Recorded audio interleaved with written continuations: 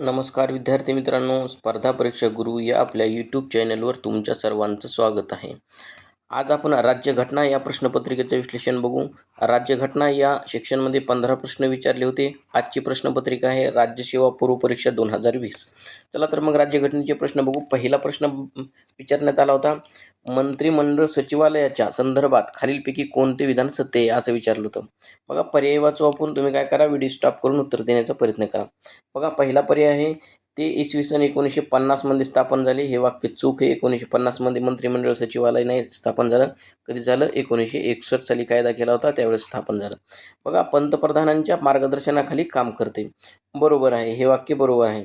ते पंतप्रधानांच्या मार्गदर्शनाखाली काम करते. ते एक रेषा संघटन, लाईन एजन्सी म्हणून काम करते. हे बरोबर नाही, चुकीचं आहे. ते केंद्र सरकारमध्ये मुख्य समन्वयक, केंद्र सरकारचं कोणतं? मंत्रिमंडळ सचिवालय मुख्य समन्वयक म्हणून काम करते. हे पण बरोबर आहे. म्हणजे कोणतं बरोबर आहे? बी आणि डी पर्याय बरोबर पाहिजे. ओके, मग पर्याय क्रमांक 3 आपला बरोबर आहे. उत्तर तुम्हाला फायनल आन्सर कीनुसार सांगत आहे. ओके, चला तर मग पुढचा प्रश्न बघू. तुम्ही आपल्या चॅनलवर नवीन असाल तर नक्कीच चॅनलला सबस्क्राईब करून घ्या आणि व्हिडिओ लेक्चरला लाईक करा. चला तर मग पुढचा प्रश्न बघू. बघा, खालीलपैकी योग्य विधाने निवडायचं होतं. बघा, चला तर मग प्रश्न वाचू. बघा, भारतात घटना दुरुस्ती विधेयक केवळ राष्ट्रपतीच्या पूर्व परवानगीने संसदेत मांडले जाऊ शकते. हे वाक्य चुकीचं आहे. का चुकीचं आहे? तर घटना दुरुस्ती विधेयकासाठी राष्ट्रपतीची पूर्व परवानगी असायची गरज नसते. ओके, तसंच मांडू शकतो आपण. दुसरं आहे, अमेरिकेत प्रत्येक घटना दुरुस्तीस किमान 2/3 घटक राज्यांची विधिमंडळाद्वारे मान्यता मिळणे आवश्यक असते. बघा, अमेरिकेचं विचारलंय, मात्र तिथं 2/3 नाही, अमेरिकेची किती? 3/4 पाहिजे. 3/4 विधिमंडळाला मान्यता दिली तर ते घटना दुरुस्ती होऊ शकते. स्वित्झर्लंडचं दिलं. स्वित्झर्लंडमध्ये राज्यघटनेने केलेल्या बदलात सार्वमताचा अवलंब केल्याशिवाय अंमलात येऊ शकत नाही. स्वित्झर्लंडमध्ये काय करावं लागते? सार्वमताचा अवलंब. ऑस्ट्रेलियात काय म्हणते? ऑस्ट्रेलियाच्या राज्यघटनेमध्ये बदल केवळ दोन्ही सभागृहाच्या पूर्ण बहुमताने काय केलेल्या कायद्याद्वारे करता येते. हे वाक्य सुद्धा बरोबर आहे. म्हणजे सी आणि डी बरोबर आहे. म्हणजे आपला पर्याय क्रमांक 4 बरोबर आहे. बघा, असा प्रश्न विचारण्यात आला होता. पुढचा प्रश्न विचारू. पुढचा प्रश्न बघू. चला, पुढचा प्रश्न काय म्हणतो? लोकसभेच्या अध्यक्षावर प्रश्न होता. लोकसभा सभापतींच्या स्थानाविषयी माहिती द्या सांगितली. माहिती खालील विधाने विचारात घ्या. बघा, पहिलं विधान आहे, त्याचे तिचे वेतन भत्ते भारताच्या संचित निधीवर भारित असतात. बरोबर आहे हे विधान. त्यास तिला समान मत विभागणीशिवाय मत देता येत नाही. बरोबर आहे. जर समसमान मत पडलं तरच त्याला मत देता येईल. पर्याय क्रमांक 3 काय म्हणतोय?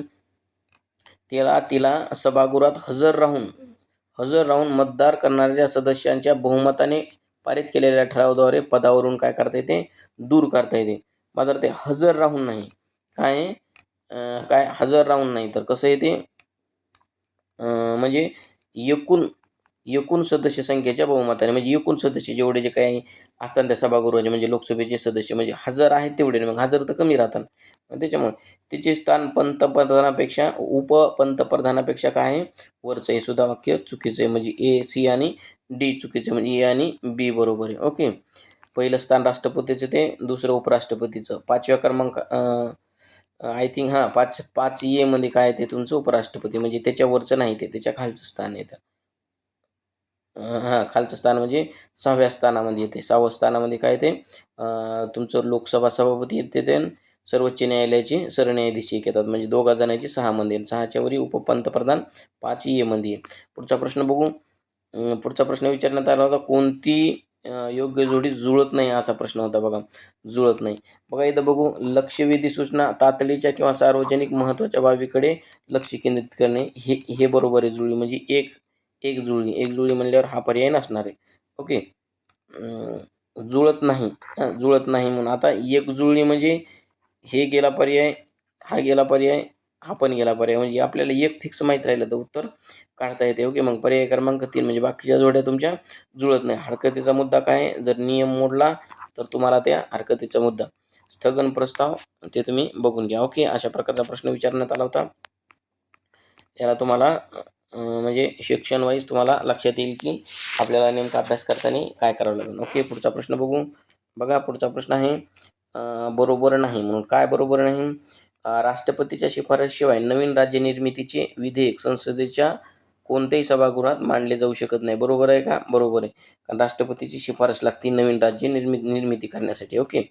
त्याच्यानंतर काय म्हणते, राष्ट्रपतीने असे विधेयक संसदेत मांडण्यापूर्वी विशिष्ट कालावधीमध्ये संबंधित राज्य विधिमंडळाकडे आपले विचार मांडावेत यासाठी पाठवले जावे. हे सुद्धा बरोबर आहे. त्याच्यानंतर संसद केवळ विशेष बहुमताने कायदा करून नवीन राज्य निर्मिती करते. विशेष बहुमत आहे का? नाही. साध्या बहुमत चालतंय. ओके. म्हणजे पर्याय क्रमांक 3 चुकीचे आणि हेच आपलं उत्तर आहे. बरोबर नाही निवडायचं होतं. राज्य विधिमंडळाने व्यक्त केलेला विचार मत स्वीकारण्याचे बंधन संसदेवर नसते. ओके. संसदेकडे पाठवलं तुमचं काय मत आहे, पण संसदेचं हे विधिमंडळाकडे पाठवलं, आपलं राज्य विधिमंडळाकडे म्हणजे यानं राष्ट्रपतीने जर पाठवलं तर ते म्हणजे याच्यावर संसदेवर तसं काही बंधनकारक नसतं. पर्याय क्रमांक 3 याचं उत्तर आहे. पुढचा प्रश्न आहे केंद्रीय माहिती आयोगाबद्दल काय म्हणते, खालील विधाने लक्षात घ्या. केंद्रीय माहिती आयोगाबद्दल कोणती विधाने दिली बघा. काय म्हणते, बरोबर विधान निवडायचं. पहिलं विधान आहे ती एक घटनात्मक संस्था असून तिच्या एक मुख्य माहिती आयुक्त आणि 5पेक्षा जास्त, 5पेक्षा जास्त आहे का, 10पेक्षा जास्त नाही ते, आणि ती घटनात्मक संस्था नाही. ओके. मग केंद्रीय माहिती आयोग.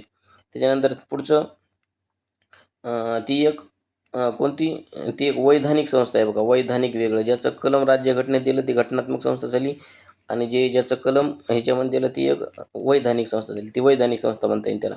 बघा दुसरं म्हणजे आपल्याला काय बरोबर निवडायचं. पहिलं तर बरोबर नाही म्हणजे उत्तर नाही असू शकत. मुख्य माहिती आयुक्त आणि माहिती आयुक्त यांची नेमणूक गृहमंत्र्याच्या अध्यक्षतेखाली समितीच्या शिफारशीवरून करतात. हे पण चुकीचं आहे वाक्य. ते आपले पद 5 वर्ष किंवा 70 वर्ष पूर्ण होईपर्यंत धारण करतात. हे पण चुकीचं आहे. 65 वर्ष पाहिजे होतं. पर्याय क्रमांक 4 म्हणजे बरोबर असला पाहिजे आपला हाच. ते पुनर्नियुक्तीसाठी पात्र नसतात. हे बरोबर आहे. पण माहिती आयुक्त हे मुख्य माहिती आयुक्त म्हणून नेमणुकीस पात्र असतात. कोण? माहिती आयुक्त, मुख्य नेमणूक आयुक्त. ते माहिती आयुक्त पदाच्या कालावधीसह एकूण 5 वर्षापेक्षा जास्त काळ पद धारण करू शकत नाही. आपला पर्याय क्रमांक 4 आपलं उत्तर आहे, कारण तेच वाक्य बरोबर आहे, बाकी सर्व चुकीचे आहेत. पुढचा प्रश्न आहे काय म्हणते, या परिस्थितीमुळे न्यायिक सक्रियतेला चालना मिळते. आता कोणती परिस्थिती आहे बघा, जेव्हा विधिमंडळे आपली जबाबदारी पार पाडण्यास असफल होतात. बरोबर आहे. त्यावेळेस न्यायिक सक्रियता दाखवता येते. अंधांतरी विधिमंडळ असताना सरकार फारच कमकुवत आणि स्थिर असते. यावेळेस सुद्धा न्यायिक सक्रियतेला चालना मिळते. जेव्हा सरकार नागरिकांच्या मूलभूत हक्कांचे रक्षण करण्यात काय करते, अपयशी ठरते. हे पण बरोबर आहे.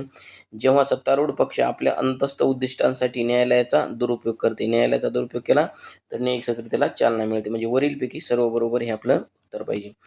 बघा तुम्ही आपल्या चॅनलवर नवीन असाल तर नक्की सबस्क्राईब करून घ्या. बघा पुढचं जे आहे, पुढचं काय म्हणते, विशेष अधिकार हे काय, खालील तरतुदी विचारात घ्या आणि या तरतुदी जर नसल्या तर भारतीय राज्यघटना अधिक संघराज्य मग बनली असते. तर कोणत्या तरतुदी नाही पाहिजे बघा. शेषाधिकारी केंद्राकडे आहेत, या तरतुदी असल्या म्हणजे या तरतुदी नाही पाहिजे. संघात्मक स्वरूपात बनली का, जास्त अधिकार क्षेत्रात, म्हणजे हे एक बरोबर आहे. म्हणजे हे नाही पाहिजे तरतूद. म्हणजे म्हणजे अधिकारांची विभागणी घटक राज्य आणि केंद्रशासित प्रदेशांमध्ये केली आहे. बघा जर केली तर काय होईल, संघ राज्यात्मक स्वरूपात बनली असेल, म्हणजे हे तर नाही. राष्ट्रपती घटक राज्याच्या विधेयकावर निर्णय काय संपूर्ण नकाराधिकार वापरू शकतो. हे सुद्धा बरोबर आहे. केंद्र शासन हे राज्याच्या संमतीविना राज्याचे नाव, सीमा आणि क्षेत्र बदल करू शकते कलम 3 नुसार. म्हणजे काय आहे, पर्याय क्रमांक काय A, C आणि D असायला पाहिजे. ACD. जर वरील तरतुदी या 3 तरतुदी नसत्या तर राज्यघटना कशी बनली असती, संघात्मक स्वरूपाची बनली असती. पुढचा प्रश्न बघू. बघा पुढचा प्रश्न विचारण्यात आला होता, खालीलपैकी कोणती बाब ही कशामध्ये आंतरराज्यीय परिषदेच्या कार्यक्षेत्रातून वगळली आहे. कोणती बाब वगळली आहे बघू आपण. बघा राज्यामध्ये जे तंटे उद्भवत असतील त्याबाबत चौकशी करणे आणि त्यावर सल्ला देणे हे वगळले का नाही. हेच काम असते आंतरराज्य परिषदेचे. कोणत्याही आंतरराज्य नदीच्या पाण्याचा वापर, वाटप, नियंत्रण याबाबतच्या कोणत्याही तंट्याचा निर्णयाकरता तरतूद करणे. बघा नदीच्या तंट्यात वेगळी तरतूद आहे. नदी विकास मंडळ आहे ते म्हणजे त्याच्याबद्दल आंतरराज्य परिषदेचा काही संबंध नाही. म्हणजे पर्याय क्रमांक 2 चुकीचे, हीच बाब वगळलेली आहे. हेच आपलं उत्तर असलं पाहिजे. पुढचा पर्याय, राज्यापैकी सर्वांचा किंवा काहींचा अथवा संघराज्य अथवा एक किंवा अधिक राज्य यांचा ज्यात सामायिक हितसंबंध आहे अशा विषयाबाबत अन्वेषण करणे आणि चर्चा करणे, हे पण बरोबर आहे. अशा कोणत्याही विषयावर शिफारशी आणि विशेषतः त्या विषयाबाबतचे धोरण आणि कारवाई यांचा अधिक चांगल्या प्रकारे समन्वय साधण्याकरता शिफारस करणे, म्हणजे या शिफारशी काय आहेत. आता पुढचा प्रश्न कसा विचारण, कार्यक्षेत्रात कोणते येतात, म्हणजे पर्याय देतात ABCD हे असं, म्हणजे तुम्हाला ते प्रश्न पूर्ण वाचणे. बघा हा एक प्रश्न आला होता विशेषाधिकार समितीवर, त्याच्याबद्दल बरोबर नाही हे विचारलं होतं. बघा बघू, लोकसभेच्या नियम क्रमांक 222 नुसार आणि राज्यसभेच्या नियम क्रमांक 187 नुसार विशेषाधिकार समिती स्थापना झाली, हे पण बरोबर आहे. लोकसभेचे 15 सदस्य असलेली विशेषाधिकार समिती काय सभापती नामनिर्देशित करतो, बरोबर आहे, सभापती नामनिर्देशित करतो. राज्यसभेचे उपाध्यक्ष हेच विशेषाधिकार समितीचे प्रमुख असतात, ज्या समितीत 15 सदस्य असतात. हे वाक्य चूक आहे, वरीलपैकी चूक तर राहणार नाही. म्हणजे काय राहणार नाही, पर्याय क्रमांक 3 आपलं बरोबर असेल, कारण ते बरोबर नाही. बरोबर, ओके. विशेषाधिकार समिती बघणं अपेक्षित आहे. समित्या वेगवेगळ्या असतात, त्या बघून जा. बघा पुढचा प्रश्न आहे, राष्ट्रीय युवक धोरणाबाबत विधानं दिली आहेत, ती विचारात घ्यायची. काय, युवक धोरणाचा सर्वप्रथम स्वीकार 1985 साली केला, चूक विधान आहे. 2003 म्हणजे धोरणानुसार युवकांची व्याख्या 1535 केलं, हे सुद्धा चूक विधान आहे. त्याच्यानंतर 2014 मधील धोरणानुसार युवकांची व्याख्या 15 ते 29 वर्ष अशी केली युवकाची व्याख्या, म्हणजे आपलं फक्त सी बरोबर पाहिजे, फक्त सी बरोबर. पुढचा प्रश्न आहे, पुढचा प्रश्न काय आहे 82 प्रश्नाचा, काय म्हणते, राज्यघटनेचे अनुच्छेद 111 हे विधेयकाची व्याख्या सांगते, हे बरोबर आहे का चूक आहे. ते 110 कलम आहे, ते व्याख्या सांगते, म्हणजे हे चूक आहे. 117(3) खालीलपैकी श्रेणीमध्ये झालेले वित्त विधेयक केवळ लोकसभेतच मांडता येतात, असं काही का ते राज्यसभेत सुद्धा मांडता येते, म्हणजे हे सुद्धा चूक विधान आहे. 117(1) खाली श्रेणीमध्ये वित्त विधेयक राज्यसभा असंमतीत अथवा दुरुस्ती करू शकत नाही, हे सुद्धा चूक आहे. तर ते दुरुस्त करू शकते, म्हणजे वरीलपैकी कोणतंही नाही. काय, वरीलपैकी एकही नाही, म्हणजे योग्य कोणतंही नाही, सगळे चूक आहे. पुढचा प्रश्न आहे, पुढचा प्रश्न विचारण्यात आला होता.